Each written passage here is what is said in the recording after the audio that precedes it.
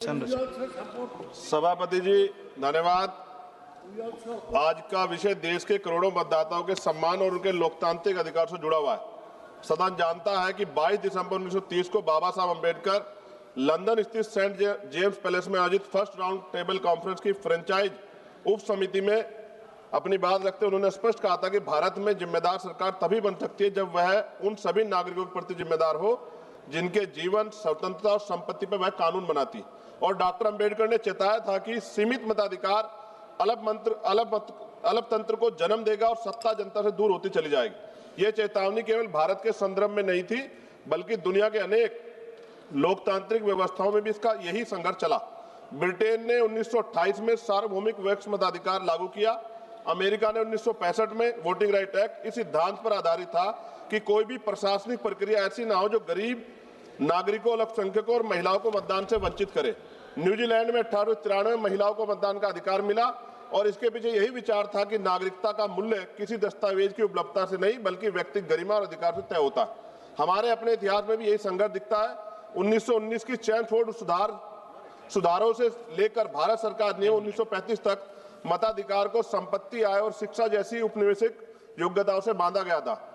Doctor Ambedkar ने 17 मई 1929 को अपनी रिपोर्ट में लिखा था कि मताधिकार को कर्पा समझना दासता की स्वीकृति है और इसी विचारधारा ने हमेशा संविधान में आरंभ से ही सार्वभौमिक वयस्क मताधिकार को शामिल करवाई। ये उपलब्धि ब्रिटेन, अमेरिका, फ्रांस जैसे देशों की तुलना में कहीं अधिक साहसी और प्रगतिशील थी। सभापति जी, राउंड टेबल कॉन्फ्रेंस में 5 करोड़ से ज्यादा जो कमजोर वर्ग के लोग थे उनके 2 प्रतिनिधि थे, डॉक्टर अंबेडकर और श्रीनिवासन, और अधिकार राजनेता जो पुरानी व्यवस्था थी निर्वाचन की उससे सहमत थे, जिसमें 80 लाख लोगों को वोटिंग का राइट था और वो संपन्न स्वर्ण जातियों के लोग थे। मैं आज सदन के माध्यम से देश के प्रत्येक नागरिक को बताना चाहता हूं कि आज जो देश में प्रत्येक वयस्क व्यक्ति को जो वोट का अधिकार प्राप्त हुआ है वो डॉक्टर बाबा साहब अंबेडकर की देन है और माननीय काशीराम साहब ने भी हमें इसका प्रयोग करना सिखाया। माननीय सभापति, जब SIR मताधिकार के लिए निर्वाचन आयोग द्वारा ऐसे दस्तावेज मांगे जा रहे हैं जो बड़ी संख्या में नागरिकों, विशेषकर महिला और गरीब घुमंतों, जातियों, आदिवासियों, दलितों, वन गुजरों के पास उपलब्ध नहीं है।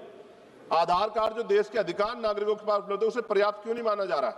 डॉक्टर अंबेडकर ने इसे अन्याय बताता और कहा था व्यक्ति जितना गरीब होगा उसके मताधिकार देना उतना ही आवश्यक होगा। और उन्होंने कहा political power is the master key by which you can open all door of your progress.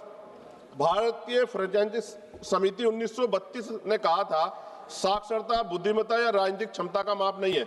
और ज्योतिबा फूले ने 1882 की में हंटर कमीशन में कहा था कि यदि शिक्षा और अवसर बराबर नहीं है तो अधिकारों की समानता ही समाज को संतुलित रखेगी। पेरियार EV रामास्वामी नायकर ने कहा कि राजनीतिक अधिकार जन्मसिद्ध अधिकार है, इन्हें योग्यता के नाम पर सीमित नहीं किया जा सकता।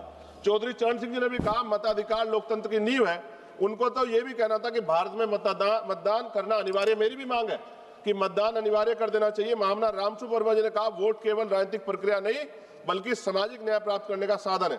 SIR की ड्राफ्ट मतदाता सूची प्रकाशन में दोहरी प्रविष्टियां, मृतक घोषित किए गए जीवित लोग और अनेक गलतियों ने पूरे सिस्टम की पारदर्शिता में प्रश्न चिन्ह लगा दिया है।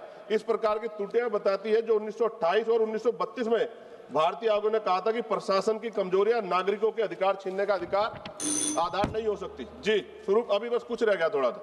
SIR के संबंध में विवाहित महिला मतदाता और BLOs की स्थिति को नजरअंदाज किया जा रहा है। जब कोई महिला 20-25 वर्ष अपने पति के साथ एक ही पते पर रहती है, उसके बच्चे भी वहीं पढ़ते हैं, तो उसको अलग से उसको लेगेसी लिंकेज क्यों मांगा जा रहा है? क्यों 20-25 वर्षों बाद भी पति के पते को और पति के मतदाता पहचान पत्र को अस्थायी क्यों नहीं माना जा रहा है? यह प्रक्रिया न केवल व्यवहारिक है बल्कि महिलाओं को मतदाता सूची से बाहर करने पर गंभीर खतरा। SIR प्रक्रिया में लगे BLOs और अत्यधिक कार्य दबाव के कारण कई BLO ने सुसाइड नोट लिखकर आत्महत्या की। प्रशासनिक अधिकारी ने उसे एक स्वाभाविक घटना बताया जो गैर जिम्मेदार दिखाता है। बिना प्रशिक्षण के BLO से SIR या जटिल कार्य कराना पूर्णतः व्यवहारिक है। माननीय सभापति जी, हमारे संविधान निर्माता ने 1950 में वह साहस दिखाया था जो विकसित देश भी बाद में कर पाए। भारत आरंभ से ही सभी को मताधिकार देने वाला पहला बड़ा लोकतांत्रिक देश बना, लेकिन आज यदि SIR जैसी प्रक्रिया उस मताधिकार कठिन बनाती तो ये एक सदी की प्रगति को पीछे ले जाने वाला कदम होगा।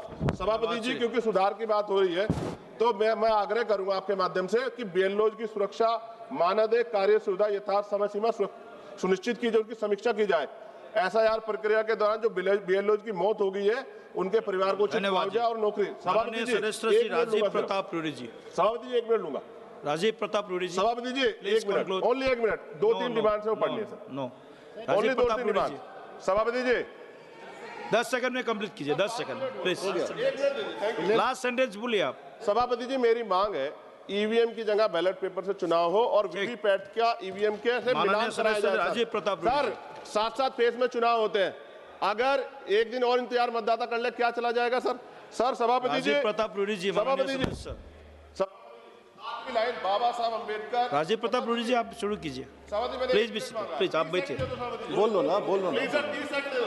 बोलो सर, माइक चला गया। 30 सेकंड दो सर, आखिरी लाइन कहिए सर। सभापति जी 30 सेकंड। सभापति जी आप ही सुन लो। आपका समय शुरू हो गया है। 10 सेकंड सर, 10 सेकंड। बाबा साहब अम्बेडकर के 4 बच्चों कुर्बान जो वोटिंग राइट मिला है ना सर, इसकी वजह से बड़े बड़े महल वाले बड़े बड़े नेता गरीबों की गलियों तक आते हैं। माननीय राजीव प्रताप रूडी जी आप शुरू कीजिए सर। और ये वोटिंग राइट सर हम जाने देंगे, ये बात मैं आपके माध्यम से सरकार को, इलेक्शन कमीशन को बता रहा हूँ। ठीक है, आप शुरू कीजिए।